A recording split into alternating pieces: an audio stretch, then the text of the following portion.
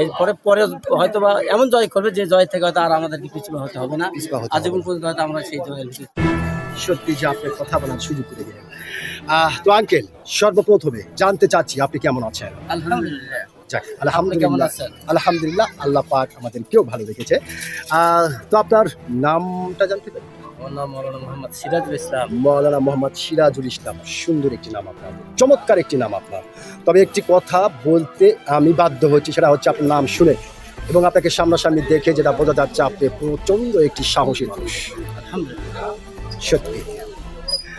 তো যেহেতু আপনি একজন সচেতন মানুষ এবং একজন সাহসী মানুষ, সেই ক্ষেত্রে এই বিষয়টি আপনার কাছ থেকে জানতে চাচ্ছি যে আমাদের বাংলাদেশের একটি রাজনৈতিক দল জামাত ইসলাম, আলহামদুলিল্লাহ। তারা নির্বাচনে হেরে মোটামুটি কপালে চিন্তার ভাঁজ না রেখে তাদের যে আসনগুলিতে তারা জয়লাভ করেছে, সেই আসনগুলিতে তারা তাদের মতো করে সন্ত্রাসের বিরুদ্ধে, চাঁদাবাজের বিরুদ্ধে, বিভিন্ন অনিয়মের বিরুদ্ধে তারা কাজ করছে এবং তাদের যে সমাজের যে আবর্জনাগুলি আছে তারা পরিষ্কার করতেছে। তাতে করে বাংলাদেশের বিভিন্ন মহল থেকে কথা ভেসে আসছে যে আগামীতে খুব কাছাকাছি ক্ষমতার জামাত ইসলাম। তো আপনি এই বিষয়টা কীভাবে দেখতেছেন? আলহামদুলিল্লাহ, অবশ্যই আল্লাহ পাক আমাদের নিশ্চিত করে জয় করবে ইনশাআল্লাহ। জি। এরপরে পরে হয়তো বা এমন জয় করবে যে জয় থেকে হয়তো আর আমাদেরকে পিছু হতে হবে না, পিছপা হতে হবে না। আজীবন পর্যন্ত হয়তো আমরা সেই জয়ের ভিতরে থাকবো।